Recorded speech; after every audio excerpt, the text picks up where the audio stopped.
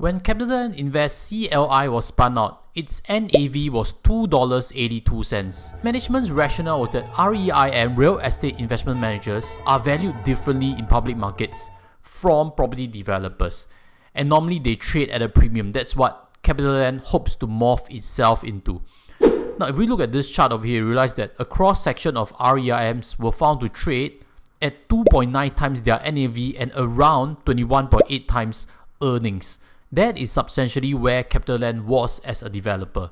Now, I boxed out at the bottom ESR Cayman, which I'll touch on in a while. But today, I'll help you understand two key questions. The first is, what are new developments with CLI? The second is, CLI cheap right now or not? Because it debuted at $2.95 and right now it's surged up to $3.40. So in total, the gain has been about 21% thereabouts. So if you're interested to find out more, continue watching on.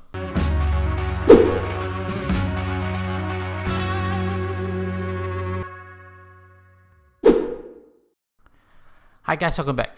Now, the first thing to note is CLI is actually two new CEOs for its subdivisions. The first is Mr. Simon Tracy, who will be CEO of Private Equity Real Estates.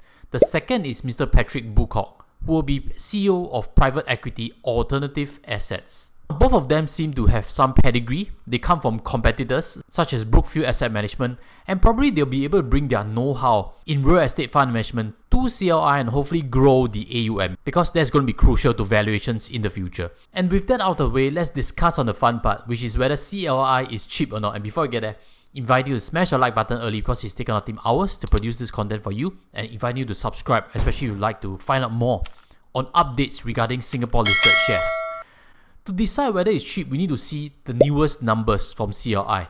But the latest report I can find as of this time of filming is one that is still merged with the property development. You know, this whole exercise was to really remove property development and really let CLI focus on fund management and become asset light. But I guess the new numbers will only come out start of next year. So let's look at first half 2021. CapitaLand on its original form, what are some of the latest figures? You realize that by geography, Singapore is the second market to China, so there's a lot of revenue derived from China, which we'll elaborate in a quick while. On the right hand side, you realize that residential is a small portion, but of course this segment is getting privatized. If you buy CLI right now, it's owning mainly the right hand side: retail, office, lodging, and business parks and industrials.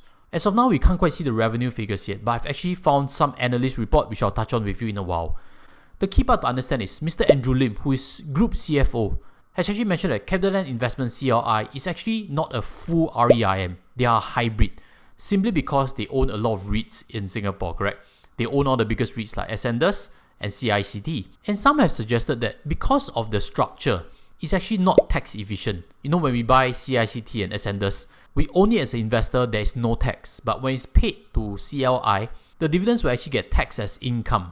CLI not only derives dividends from its REITs, it also derives income for managing the REIT itself. But besides that, there's actually still private equity funds that they manage. So the key question is, right now with the saga going on with China Evergrande, you've followed this channel, you kind of know, will CLI actually be impacted because of the assets in China?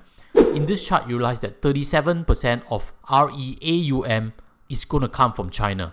And on a chart perspective, you realize that logistics, office, retail look the bigger portion. But my guess is, if there's any property development, is in the private arm already. My guess is there's no exposure to residential properties. I'll be quite surprised if some of the private equity funds buy residential property in China for its end investors. And if we look in terms of the asset class, at most only 7% of total assets are exposed to residential. But that is also in combination with urban development and commercial strata. So having addressed the China portion, let's discuss a bit further on what are valuation metrics to value CLI with. And one good example is actually ESR Cayman, which I've highlighted at the start of the video. ESR Cayman has actually acquired ARA. In that merger, they value ARA's business at 19 plus times price earnings ratio. ESR Cayman looks to me also as a hybrid REM. They not only have fund management and investments, they also have development, so they are not that asset light also. And if we look in terms of the price earnings ratio for ESR, you realize that they are valued at around 25 times now. So I do believe that CLI at least deserves that valuation. But the key question is, we don't know what is the earnings right now, which is the denominator. The best I could find is actually a report by UOB Kay Hian. In their projection, the operating PATMI, which is actually profit after tax and minority interest, it's around 700 million. So if we use that as the earnings and extrapolate 25 times to it, what is the right valuation for CLI? That valuation works out to be around 17.5 billion, which translates to about $3.37. Now, is that accurate or not? That depends on a lot of assumptions. So why not let's take more reference points from Analyst. In this report, Analysts have given a 3.64 and 3.9 target price for CapitaLand Investments. Again, target price, let's take it with a pinch of salt and see what we can learn from their findings. The first target price is actually by Goldman Sachs, and they estimate that CLI's fees from fund, property, lodging management will make up about 20% of EBITDA over the next few years. The second target price is actually by HSBC Global Research, and how they came out with their target price of $3.90 was using a price-earnings ratio of 25 times also. That means that they believe the earnings will be higher than 700 million on an annual basis. So that's a food for thought. That's something that we should keep as we track CLI's reporting that comes out start of next year. In any case, the industry average is 32 times of EV adjusted EBITDA and 29 times price earnings, which may be a valuation that the pure REIMs actually derive on the market. Another key learning point from this report is that CLI's management to grow the FUM and increase fund management contribution will be crucial to CLI's valuation moving forward. Should the fund management business remain a small portion of overall business, CLI's valuation could revert back to a traditional property developer, which is based on the RNAV. So subscribe, stay tuned on this channel. Once they have a new report coming up, I'll share it with you, and that will be the basis whereby I'll be tracking CLI. I have further data points to show you. Just now, HSBC mentioned that fee income's growth is essential to CLI having a good valuation in future.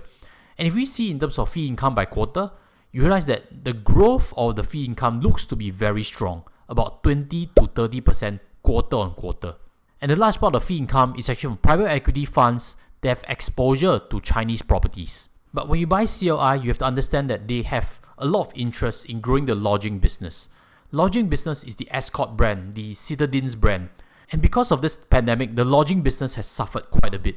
Which means if we look past the pandemic, the lodging business could bring in a lot more fee income and revenue in subsequent years ahead. That is actually shown by this chart on the right hand side. On the left hand side is retail operating, which you already understand that is impacted. That exposure is likely through CICT and CapitaLand China Trust. So what are your thoughts? Is CapitaLand Investment CLI a good share to buy right now or not? Leave your thoughts and comments in the sections below. I'll be keen to hear from you also. And before we leave, let me show you a last point, which is Mr. Miguel Ko, the chairman of CapitaLand Investment, has actually bought more than $4 million of shares using his own money. The price that he bought was around $3. So at least there's insider buying with his own money, which is always good news. So if you benefited, smash your like button and I'll see you in a future video. Take care and goodbye.